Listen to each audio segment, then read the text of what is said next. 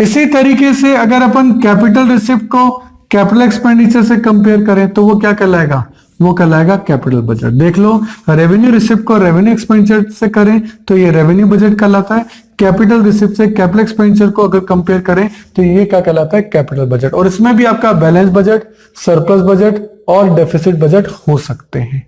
सही है। इसका एक न्यूमेरिकल भी बनता है, अपन उसके न्यूमेरिकल के डिजिट्स पहले पुट करते हैं, उसके बाद न्यूमेरिकल देखते हैं। तो देखिए, इसके लिए मैंने एक न्यूमेरिकल क्वेश्चन जो है वो बनाया है। कुछ एज्यूम फिगर है, रेवेन्यू एक्सपेंडिचर है 200, मैं यहां लिख देता हूं। रेवेन्यू एक्सपेंडिचर आपका हो गया 200, देन कैपिटल एक्सपेंडिचर कहता है 120, तो कैपिटल एक्सपेंडिचर आपकी 120, इंटरेस्ट आपका 60 है, इसको मैं एक बार रिजर्व रखता हूं, और रेवेन्यू रिसिप्ट आपकी 160। ठीक है। अब ये फिगर्स आपको दे रखे हैं, इन फिगर्स का यूज करने के लिए पहले कुछ चीजें आपको बता दूं। बजट डेफिसिट आपका 3 टाइप का होता है, एक होता है रेवेन्यू डेफिसिट, एक होता है फिस्कल डेफिसिट और एक होता है प्राइमरी डेफिसिट। 3 टाइप के डेफिसिट होता है, नुकसान होते हैं आपके, कमी पड़ रही है आपको पैसों की।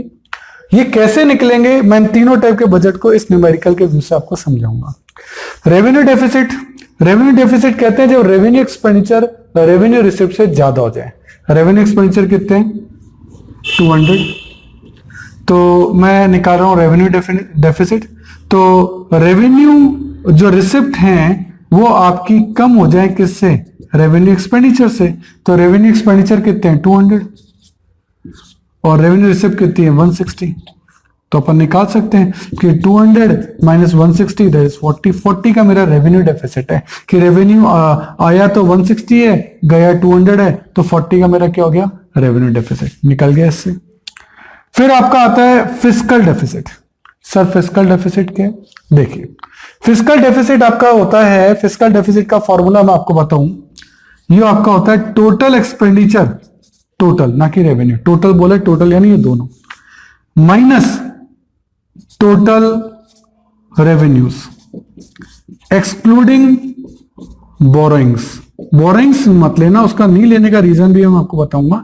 ये आपका होता है क्या, फिस्कल डेफिसिट। जैसे मैं आपको यहां बताता हूं, टोटल एक्सपेंडिचर कितना हुआ, सर हमारे 2 एक्सपेंडिचर हुए, एक तो हुआ रेवेन्यू एक्सपेंडिचर, एक हुआ कैपिटल एक्सपेंडिचर। तो टोटल एक्सपेंडिचर हो गया 200 plus 120 that is 320। Sir total expenditure आपका हो गया 320। टोटल रेवेन्यू, रेवेन्यू तो टोटल रेवेन्यू में ये रेवेन्यू तो हमें पता करना है ना, तो रेवेन्यू रिसिप्ट आपकी कितनी है, 160। सही है।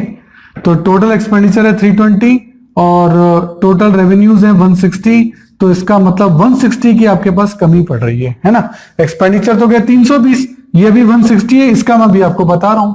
तो टोटल एक्सपेंडिचर 320 है, तो इसका मतलब आपको कैपिटल रिसिप्ट कितनी चाहिए होंगी, सर दोनों बराबर तो हो, बैलेंस तो गवर्नमेंट को करनी पड़ेगी। भाई आपके पास खर्चा 320 का कर दिया तो आने का दिखाना तो पड़ेगा कि 320 आए कहां से। भाई गए तो 320 है, ये बात तो ठीक है, गए 320 है ये तो हमें पता है, और आए 160 हैं, तो वो जो पैसे कम पड़े वो कहां से लोगे।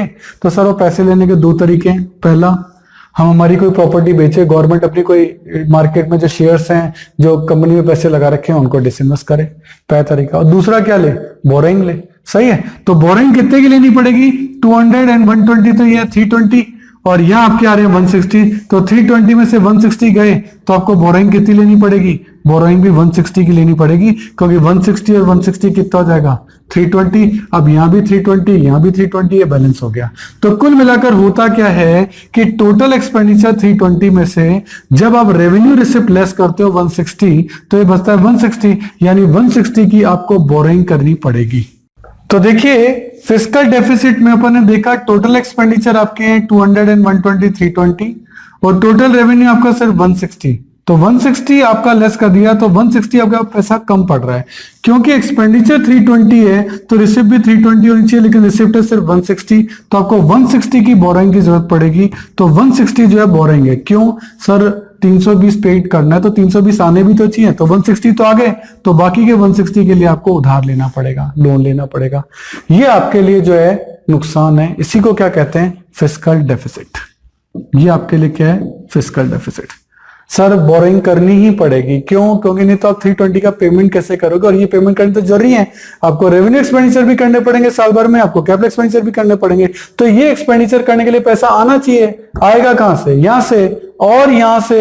यहां का तो पैसा नहीं पता लग गया, यहां का बैलेंसिंग वर्क में अपने आप निकल गया। तो यही कहलाती है आपकी फिस्कल डेफिसिट। ठीक है सर, फिस्कल डेफिसिट आपकी 160 आ गई। तो फिस्कल डेफिसिट हमेशा बोरोइंग के बराबर होती है, इसी को फिस्कल डेफिसिट कहते हैं, ध्यान रखना। निकल गई ना ये 160, यहीं से तो निकली। तो फिस्कल डेफिसिट और बोरिंग हमेशा बराबर होती है। तो आप बैठे बैठे आप फॉर्मूला बना सकते हो फिस्कल डेफिसिट का। अगर आपसे कोई फॉर्मूला पूछे, sir revenue expenditure plus capital expenditure minus revenue receipt, fiscal deficit अपने आप निकल जाएगी। सही है। अब सर फिस्कल डेफिसिट क्या है? फिस्कल डेफिसिट है सर वो लोन जो कि हमें लेने पड़ेंगे, हमारे इतने खर्चे हो गए, इतनी इनकम है नहीं, तो ये लोन हमको लेने पड़ेंगे। ठीक है सर। अब ये फिस्कल डेफिसिट है, ये तो हो गया। अब आता है प्राइमरी डेफिसिट। देखो ये फिस्कल डेफिसिट जैसे इस साल रही है, करंट ईयर में रही है, ये हमारा करंट ईयर है, तो ऐसे प्रीवियस ईयर में भी तो हो सकता है रही होगी। जैसे आपकी करंट ईयर में आपकी फिस्कल डेफिसिट है, हो सकता है ऐसी प्रीवियस ईयर भी रही होगी।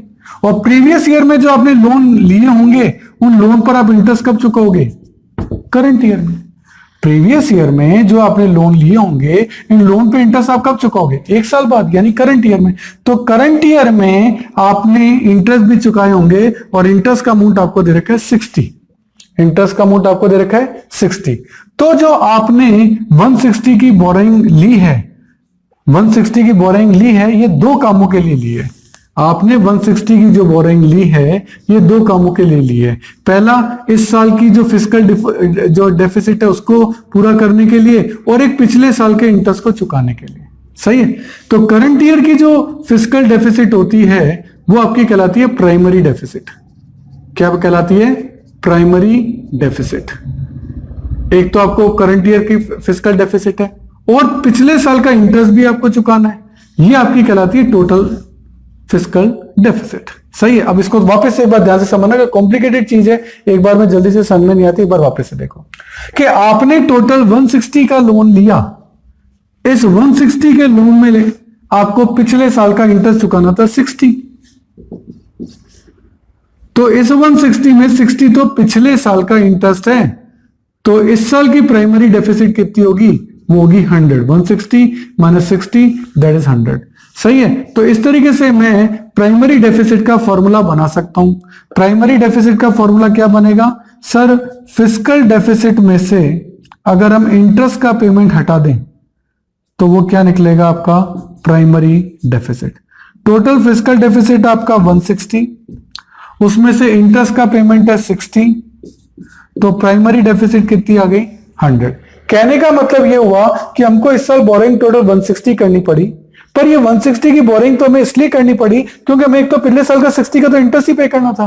तो 60 का फिस्कल डेफिसिट जो इस साल हुआ है, वो इंटरेस्ट के कारण हुआ है, वो इस साल का लॉस नहीं है, वो पिछले साल का इंटरेस्ट है, उसका हमें पेमेंट करना पड़ा है। दैट्स वाई प्राइमरी डेफिसिट इस साल का सिर्फ 100 ही है, जो अपन ये देख रहे हैं वो सिर्फ 100 ही है। उस टोटल आपका जो फिस्कल डेफिसिट है वो तो है 160, लेकिन इस 160 में से 60 तो पिछले साल का इंटरेस्ट है। तो इस साल का फिस्कल डेफिसिट कितना है? 100। और जो इस साल का फिस्कल डेफिसिट है प्योरली इस साल का, उसी को आप प्राइमरी डेफिसिट कहते हैं। इस साल का फिस्कल डेफिसिट सिर्फ 100 है, प्लस पिछले साल के 60 के जो इंटरेस्ट का चार्ज हमें पे करना है, इसलिए हमें 160 की जरूरत पड़ रही है, और इसीलिए हम बोरिंग कितने की कर रहे हैं? 160 की कर रहे हैं। सही है। इसको इस तरीके से समझने की जरूरत है। आगे चलते हैं। जैसे प्रैक्टिस के लिए अपन एक न्यूमेरिकल और लेते हैं, जैसे रेवेन्यू एक्सपेंडिचर है 100, कैपिटल एक्सपेंडिचर है 60, इंटरेस्ट है 30 और रेवेन्यू रिसिप्ट है 80। ये कुछ गिवन आइटम्स हैं जो कि क्वेश्चन में आपको दे रखे हैं। ठीक है। तो रेवेन्यू रिसिप्ट आपकी कितनी? 80, रेवेन्यू एक्सपेंडिचर आपके 100, कैपिटल एक्सपेंडिचर आपके 60 और इंटरेस्ट है 30, इसको बाद में देखेंगे। तो रेवेन्यू एक्सपेंडिचर 100 है, रेवेन्यू कैपिटल एक्सपेंडिचर आपका 60 है, तो टोटल एक्सपेंडिचर कितने हो गए? That is 160। सही। और रेवेन्यू रिसिप्ट कितनी है? सिर्फ 80। अब यहां भी 160 ही आना चाहिए ना, जब एक्सपेंडिचर 160 तो इतना पे करने के लिए इतनी रिसिप्ट भी चाहिए, पर आपकी रिसिप्ट है 80, तो आपको 80 की रिसिप्ट और करनी पड़ेगी। अब 80 की रिसिप्ट कहां से होगी? लोन लो, ये आ गई बोरिंग, तो बोरिंग आपकी आ गई 80, और जो बोरिंग होती है वही क्या होती है? Fiscal deficit. जो बोरिंग होती है वही फिस्कल डेफिसिट है। फॉर्मूला आप चाहे बना लो, revenue expenditure and capital expenditure, total expenditure को जोड़ दो। मैं दूसरे तरीके से बता रहा हूं, टोटल एक्सपेंडिचर कितने हैं 100 प्लस 60 160 में से रेवेन्यू रिसिप्ट घटा दो 80, कितना बचा 80। ये आपको बोरिंग करनी पड़ेगी अगर आपको अपने एक्सपेंडिचर को मीट आउट करना है। ये फिस्कल डेफिसिट है। रेवेन्यू डेफिसिट निकालना हो और रेवेन्यू एक्सपेंडिचर कितने हैं 100 और रेवेन्यू रिसिप्ट कितनी है 80, तो एक्सपेंडिचर क्या है ज्यादा है, रिसिप्ट कम है, तो ये आपका क्या आ गया रेवेन्यू डेफिसिट। ये आपका आ गया फिस्कल डेफिसिट। प्राइमरी डेफिसिट, जो आपकी फिस्कल डेफिसिट निकली है कितनी 80, उसमें से जो आपने इंटरेस्ट का पेमेंट किया वो तो लास्ट ईयर का किया है, तो 80 में से 30 का जो पेमेंट आपने किया वो तो लास्ट ईयर का है, उसको हटा दो। बाकी का जो आपका 50 वो तो इस साल का है, वो आपका क्या कहलाएगा, वो आपका कहलाएगा प्राइमरी डेफिसिट। तो फिस्कल डेफिसिट में से इंटरेस्ट का खर्चा यदि हम हटा दें तो आपका क्या क्या निकल जाएगा, प्राइमरी डेफिसिट। सही है।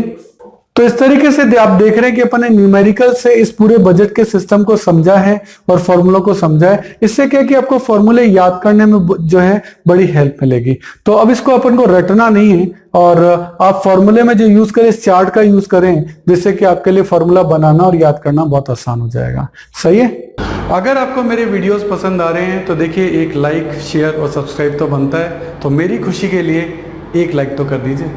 देखिए आपका टाइम बड़ा कीमती है, तो यदि नोट्स लिखने में आप अपना टाइम बचाना चाहते हैं और वर्कशीट भी गेट करना चाहते हैं तो इन सभी की पीडीएफ का लिंक नीचे डिस्क्रिप्शन में गिवन है, आप वहां जाके देख सकते हैं। देखिए स्टूडेंट, जितने भी वीडियो हमने बनाए हैं उनके जितने भी क्वेश्चन मैं वीडियोस में करा रहा हूं उनका लिंक आपको डिस्क्रिप्शन में दे रखा है। आप वहां से उस लिंक को डाउनलोड कर सकते हैं, उसका प्रिंट आउट निकाल सकते हैं। उसके बाद वो क्वेश्चन पेपर आप अपने सामने रखिए और देन आप वीडियो देखिए। उससे आपको फायदा ये होगा कि क्वेश्चन आपके सामने रहेगा। तो ये चीज़ जरूर से कर लेनी है। और मैं आपको एक बार स्पेशल बताना चाहता हूँ कि ये जो वीडियो है ये तो ट्रेलर है। अगर आपको हमारे सारे वीडियो देखने हैं तो आपको हमारी मोबाइल ऐप सब्सक्राइब करना चाहिए। उसका नाम है अनुराग क्लासेस और इसमें आपको हमारे सारे वीडियो देखने को मिलेंगे। क्यों, देखो YouTube तो ट्रेलर है, सारे वीडियो नहीं होते। अगर आपको सारे वीडियो देखने हैं तो आपको हमारी मोबाइल ऐप सब्सक्राइब करनी पड़ेगी। उसमें आपको सारे वीडियोस मिलेंगे, उसमें आपको नोट्स मिलेंगे, प्रिंटेड नोट्स भी होंगे, हैंड रिटन नोट्स भी होंगे, मतलब आप हर तरीके के नोट्स वहाँ ले सकते हो। उसमें भी उसकी जो मेंबरशिप है वो प्रीमियम भी है और स्टैंडर्ड भी है, जो भी आप लेना चाहें। और आपको वहाँ अदर बुक्स के इंपॉर्टेंट पिक्स, अच्छे डायग्राम, अच्छे क्वेश्चन, अच्छे पैराग्राफ, वो भी आपको जो है इस ऐप के अंदर मिलेंगे। और इसके अलावा बहुत ही important point, MCQ test. MCQ test का पैनल है जिसमें आप जितने भी टेस्ट वहाँ देंगे उसमें ऑप्शंस होंगे ABCD, उसमें ट्रू एंड फॉल्स के क्वेश्चन होंगे, उसमें फिल इन द ब्लैंक्स के क्वेश्चन होंगे। आपने 40 क्वेश्चन का टेस्ट दिया, जैसे ही सबमिट किया विदिन 5 सेकेंड्स आपका रिजल्ट आपके सामने है। तो ये मोबाइल ऐप मैं जरूर चाहूँगा आप जरूर से सब्सक्राइब करिए। मेरा नंबर है 9829224488। आप ऑफिस आवर्स में कभी भी मुझे कॉल कर सकते हैं। Thank you. देखिए स्टूडेंट, हमारे चैनल से जुड़ने का फायदा आपको नेक्स्ट 7 इयर्स तक मिलेगा, क्योंकि हमारी रेंज बहुत बड़ी है। नॉर्मली आप चैनल्स पे देखेंगे वो 1 या 2 या 3 सब्जेक्ट पढ़ा रहे हैं, लेकिन मैं आपको बहुत बड़ी रेंज दूंगा। यदि आपकी और मेरी ट्यूनिंग जमती है तो ये बहुत लॉन्ग लास्टिंग रहेगी और वो ट्यूनअप में आपको बार बार नई ट्यूनअप नहीं करनी पड़ेगी, क्योंकि आपकी ट्यून मुझसे जम चुकी है। क्यों? क्योंकि मैं आपको बता रहा हूँ कि मैं 11th में आपकी अकाउंट्स, स्टेट्स और माइक्रो इकोनॉमिक्स लूंगा। 12th में मैं आपकी अकाउंट्स, मैक्रो और इंडियन इको लूंगा।